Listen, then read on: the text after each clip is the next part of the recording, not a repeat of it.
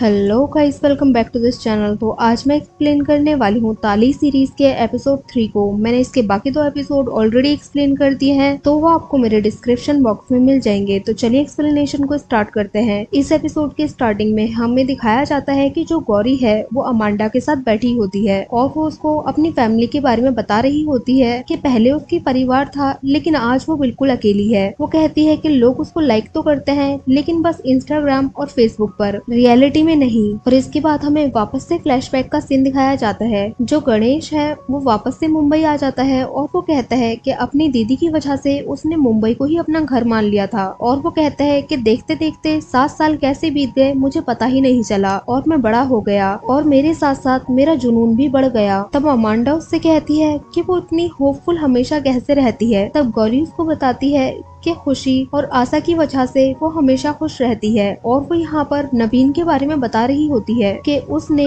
उसका बहुत ज्यादा सपोर्ट किया है और वो उसके लाइफ का नंबर 1 पर्सन है। और तभी यहाँ पर नवीन आ जाता है और हमें पता चलता है कि जो नवीन है वो गौरी को अच्छा मानता है। और यहाँ पर फ्रेंड्स की बातें चलने लग जाती है और बातों बातों में ही यहाँ पे एक जेके नाम के आदमी का जिक्र आता है जो कि नवीन का फ्रेंड होता है। और इसके बाद हमें फ्लैशबैक का सीन दिखाया जाता है। नवीन ने गौरी को जेके के घर काम करने के लिए भेजा होता है।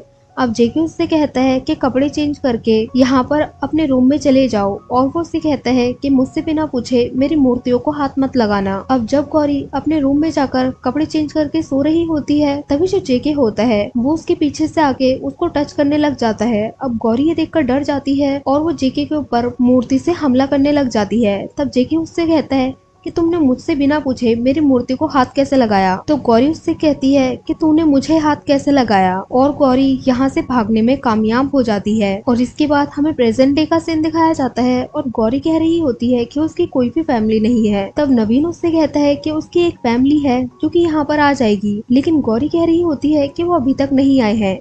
तब नवीन उससे कहता है कि अगर वो लोग आ गए तो तू अपनी मूछें मुंडवाएगी। और वो नकली मूछ निकालकर गौरी को देता है। अब हमें वापस से फ्लैशबैक का सीन दिखाया जाता है। जो गौरी है वो दीवार पर एक लगा हुआ पोस्टर देखती है जिसमें मेल वेटर की जरूरत होती है। तो गौरी एक शॉप में जाकर वहाँ से नकली मूछ खरीद लेती है और आदमी बन जाती है। और इसके बाद वो वेटर का काम करने लग जाती है और वहाँ पर एक औरत उसको अच्छा भी मानने लग जाती है। और इसके बाद हमें दिखाया जाता है जो गौरी है वो एक फॉर्म भरती है जिसमें वो अपना जेंडर मेल लिखती है। और जब वो वेटर की जॉब करने के लिए जाती है तो वहाँ पर वो जो लड़की है वो उसको बहुत ज्यादा अटेंशन दे रही होती है। और जो गौरी है वो एक वॉलेंटियर का काम करने लग जाती है और वो एड्स को लेकर लोगों को जागरूक कर रही होती है। अब जो गौरी है वो ट्रांसजेंडर के एरिया में जाती है। वो लोग सेक्स वर्कर का काम करते हैं। यहाँ पर वो उनको कोई पर्चे बांट रही होती है। तभी वो देखती है कि कोई वहाँ पर खड़ा होकर रो रहा है।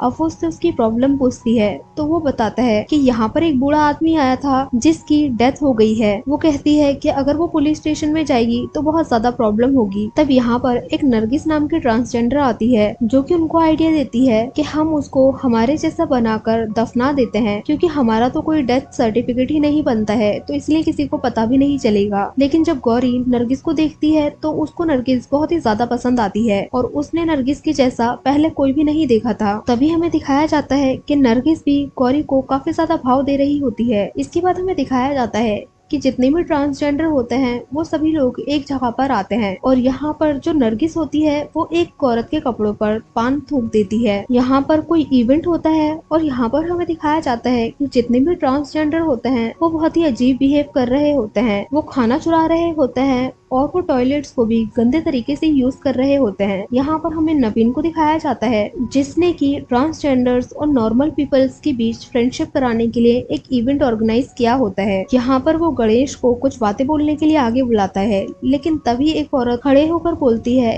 कि हम लोग इनसे दोस्ती नहीं कर सकते हैं क्योंकि इनमें से किसी ने मेरे कपड़ों पर बाहर थूका। और वो कहते हैं कि इनको बिल्कुल भी तमीज नहीं है ना बात करने का और ना ही कैसे रहते हैं उस चीज का। और वो इंग्लिश में उनको बहुत ज्यादा सुनाने लग जाती है। तभी नरगिस खड़ी होती है और वो भी इंग्लिश में बात करती है। वो कहती है कि मुझे भी इंग्लिश बोलनी आती है, लेकिन हिंदी में गाली देने का मजा ही अलग है। अब जो गणेश है वो इन लोगों को शांत करने की कोशिश करता है, लेकिन जो नरगिस है वो गणेश के साथ बहुत ही बदतमीजी से बात करती है और कहती है कि ये लोग हमें कभी भी नहीं समझ सकते हैं और ना ही तू समझ सकता है। वो कहती है कि अगर तू हमें सच में समझना चाहता है तो हमारे जैसा बनकर दिखा, बाहर से नहीं बल्कि अंदर से। और वो कहती है कि आज के बाद हमारे आसपास भी दिखाई मत देना, और गुस्से में यहाँ से ये सभी लोग चले जाते हैं। अब गणेश को बहुत ज्यादा बुरा लग रहा होता है, क्योंकि उसने ये सब कुछ अरेंज करने में काफी ज्यादा टाइम लगाया होता है। तब जो नवीन है वो गणेश को समझाते हुए कहता है कि भले ही नरगिस का बोलने का तरीका गलत था, लेकिन वो बात सही कह रही थी। वो कहता है कि जब तक तुम उनके जैसे बनोगे नहीं, तब तक वो तुम्हें नहीं समझ पाएंगे और उनको लगेगा कि तुम बस उनको समझने का ड्रामा कर रहे हो। अब जो गणेश है वो घर जाकर डिसाइड करता है कि वो अपना सेक्स चेंज करवाएगा और वो यहाँ से संजीवनी हॉस्पिटल आ जाता है। अब यहाँ पर जो नर्स होती है वो उससे फॉर्म भरते टाइम कह रही होती है कि तुम्हें इस पर साइन करना पड़ेगा कि अगर तुम्हें कुछ भी होता है तो हम उसके लिए रिस्पॉन्सिबल नहीं होंगे। और यहाँ पर गार्जियन का भी लिखा होता है। तो वो उससे कहती है कि तुम्हारे यहाँ पर आसपास जो भी रहता है उसका नाम लिख दो। तब जो गणेश होता है वो नवीन को कॉल लगाता है, लेकिन वो फोन नहीं उठाता। तो इसके बाद वो अपनी दीदी को कॉल लगाता है, लेकिन उसका हस्बैंड उसकी दीदी से बात नहीं करवाता। तो जो गणेश होता है वो आखिर में अपने पापा को कॉल लगाता है और वो कहता है कि मैंने इंश्योरेंस कंपनी से कॉल किया है,